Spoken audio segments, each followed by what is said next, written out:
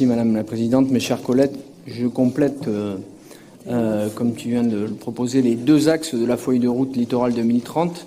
L'axe 2 relatif aux espaces agricoles et forestiers qui subissent directement la pression touristique et le phénomène de littoralisation qui a pu être abordé d'ailleurs tout à l'heure à l'occasion du débat sur le SRADET. Et donc l'ambition sur ce sujet de bien connaître dans quelle mesure et dans quelle proportion ces espaces ont évolué ces dernières décennies. C'est tout l'enjeu d'ailleurs d'une étude en cours menée par le GIP Littoral et accompagnée par la région au titre de la politique préservation du littoral, qui d'ores et déjà met en évidence que ces 30 dernières années, l'artificialisation sur le littoral a connu une augmentation de 43%.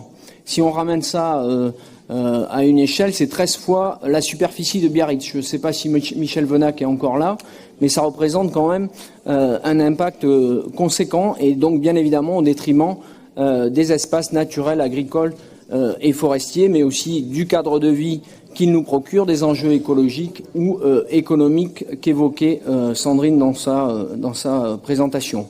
Et au-delà de ce chiffre, l'ambition de cette étude et donc de tout cet axe de la feuille de route du littoral 2030, l'enjeu c'est au-delà de ce chiffre, l'ambition d'aider les territoires des SCOT littoraux en leur donnant notamment des outils prospectifs permettant de les aider à élaborer des stratégies vertueuses en matière de foncier, en cohérence d'ailleurs avec la politique foncière de la région et le SRADET que nous avons évoqué aujourd'hui et bien évidemment de façon cohérente avec Néoterra.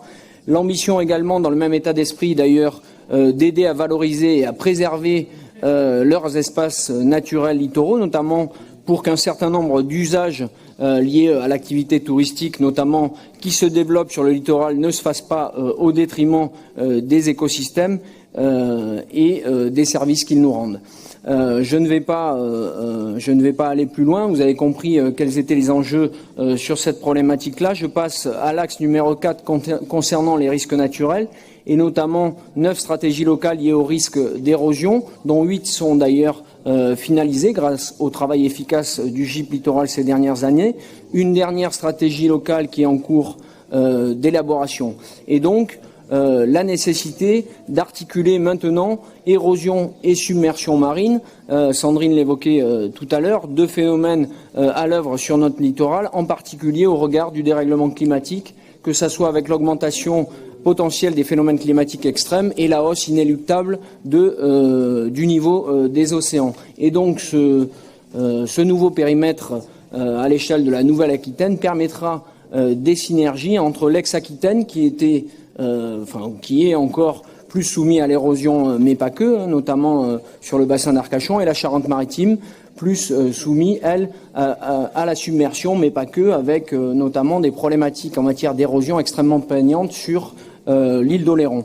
Toujours en lien avec l'augmentation inéluctable de ces risques, l'ambition d'expérimenter, mais Sandrine l'a abordé un tout petit peu déjà, le repli stratégique, avec d'ailleurs actuellement une étude pour accompagner la ville de Biscarrosse et la relocalisation d'un équipement touristique, un hôtel et un bâtiment à usage d'habitation que le GIP Littoral, avec l'aide de la région, accompagne en vue d'une étude de relocalisation, mais aussi pour travailler à moyen et long terme, réfléchir à la réversibilité des biens et des activités pour continuer à vivre et à avoir une activité économique sur le littoral, tout en tenant compte des problématiques qui sont de plus en plus prégnantes. Tout ça, bien évidemment, pour permettre aux collectivités de faire face à des problématiques à court terme avec ces stratégies, mais aussi pour les aider à prendre en cours à moyen et long terme ces risques littoraux dans leurs documents de planification, leurs stratégies de développement économique et leurs projets d'aménagement. Un dernier mot pour vous indiquer que les participations de la région depuis le début du mandat pour accompagner les collectivités locales en matière de submersion, ce sont 15 millions d'euros déjà engagés sur les 39,5 millions d'euros prévus comme aide au plan d'action et de prévention des inondations. Et en matière d'érosion, ce sont 6 millions d'euros sur 35 millions prévus d'ici la fin du mandat pour les stratégies locales de gestion de la bande côtière.